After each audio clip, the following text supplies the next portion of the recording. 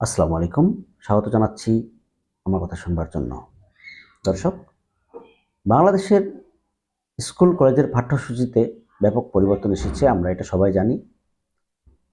এই পরিবর্তন নিয়ে একটি রিপোর্ট করেছে ভারতের পত্রিকা আজকাল। তো সেই রিপোর্টের অংশবিশেষ আমি পড়ে শোনাতে চাই। তারা মূলত অনেকটা রেফারেন্স হিসেবে টেনেছে বাংলাদেশের ডেইলি স্টারকে। ডেইলি স্টারের রিপোর্ট অনুসারে তারা সেই রিপোর্টটি তৈরি করেছে। রিপোর্টে বলা হয়েছে বাংলাদেশের ভবিষ্যৎ প্রজন্মের জন্য পাঠ্যসূচিতে বড় ধরনের রদবদল করা হয়েছে। প্রাথমিক ও মাধ্যমিক শিক্ষার্থীদের জন্য বাংলাদেশে নতুন পাঠ্য বই ছাপানো হয়েছে। সে পাঠ্যপুস্তকে উল্লেখ করা হয়েছে 1971 সালের স্বাধীন বাংলাদেশ রাষ্ট্রের ঘোষণা বঙ্গবন্ধু শেখ মুজিবুর রহমান নন, ঘোষণা করেছিলেন জিয়াউর রহমান। জিয়াউর রহমান বিএনপি নেত্রী খালেদা জিয়ার প্রয়াত স্বামী। এইসব পাঠ্যপুস্তক থেকে মুজিবুর রহমানের জাতির জনক উপাধিও বাদ দেওয়া হয়েছে। জাতীয় শিক্ষাক্রম ও পাঠ্যপুস্তক বোর্ডের চেয়ারম্যান অধ্যাপক এ.কে.এম. রিয়াজুল হাসানকে উদ্ধৃত করে 2025 শিক্ষাবর্ষের নতুন পাঠ্যপুস্তকে উল্লেখ করা হয়েছে 1971 সালের 26শে মার্চ জিয়াউর রহমান স্বাধীন বাংলাদেশ ঘোষণা করেছিলেন এবং এরপর দিন অর্থাৎ 1971 সালের 27শে মার্চ বঙ্গবন্ধু শেখ মুজিবুর রহমানের হয়ে বাংলাদেশের স্বাধীনতা সংক্রান্ত আরও একটি ঘোষণা করেছিলেন তিনি। বিষয়টি নিয়ে লেখক ও গবেষক রাখাল রাহার বক্তব্য তুলে ধরা হয়েছে। পাঠ্যপুস্তকে পরিবর্তন ও সংশোধন আনার জন্য এই রাখাল রাহার উপরেই দায়িত্ব দেওয়া হয়েছিল। রাখাল রাহার দাবি, তারা পাঠ্য বইগুলি থেকে অতিরিক্ত এবং চাপিয়ে দেওয়া ইতিহাসের তার লাঘবের চেষ্টা করেছেন। এই লেখক ও গবেষকের দাবি, যারা পুরনো পাঠ্য বইগুলির মূল্যায়ন করেছেন তারা এই সিদ্ধান্তে উপনীত হয়েছেন যে বাংলাদেশের স্বাধীনতা ঘোষণা সংক্রান্ত বঙ্গবন্ধুর ওয়ারলেসের বার্তা আদৌ কোনো সত্য নির্ভর ইতিহাস নয়, কারণ সেই সময় তিনি পাকিস্তানি সেনাদের হাতে বন্দী ছিলেন। সেই কারণেই ওই অংশটি পাঠ্য বই থেকে বাদ দেওয়া হয়েছে। রিপোর্টে আরো বলা হয়েছে, দর্শক, এর আগে প্রাথমিক ও মাধ্যমিক স্তরের পাঠ্যপুস্তকগুলিতে বাংলাদেশের স্বাধীনতার ঘোষকের নাম সরকার বদলের সঙ্গে সঙ্গে বদলেছে।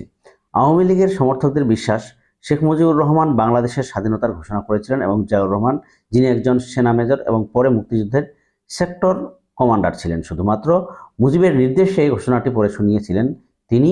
এর আগে বাংলাদেশি নোট থেকেও শেখ মুজিবুর রহমানের ছবি মুছে ফেলার সিদ্ধান্ত নিয়েছিল বর্তমান তত্ত্বাবধায়ক সরকার। এখানে বলা হয়েছে তত্ত্বাবধায়ক সরকার, কিন্তু এটা অন্তর্বর্তীকালীন সরকার হবে। দর্শক, আমরা আসলে এতদিন যে ইতিহাসটা জানতাম, গত 15 বছর যে ইতিহাসটি আমাদের সন্তানেরা, আমাদের শিশুরা জেনেছে, সেটা আসলে এক প্রকার চাপিয়ে দেওয়ার নামান্তরই বটে। সেই ইতিহাস চাপিয়ে দেওয়া হয়েছিল। বলা হচ্ছিল বঙ্গবন্ধু স্বাধীনতা ঘোষণা দিয়েছেন, যুদ্ধের ডাক দিয়েছেন, সেটাই হচ্ছে স্বাধীনতার ঘোষণা। এবারের সংগ্রাম আমাদের মুক্তির সংগ্রাম, এবারের সংগ্রাম স্বাধীনতার সংগ্রাম, জয় বাংলা। এই বক্তব্যটিকেই মূলত স্বাধীনতার ঘোষণা হিসেবে মনে করা হচ্ছিল এতদিন। কিন্তু বাস্তবিক অর্থে স্বাধীনতা ঘোষণা করা হলো, স্বাধীনতা ঘোষণা করছি, এই টাইপের শব্দ প্রয়োগ করেছিলেন কিন্তু শহীদ প্রেসিডেন্ট জিয়াউর রহমান।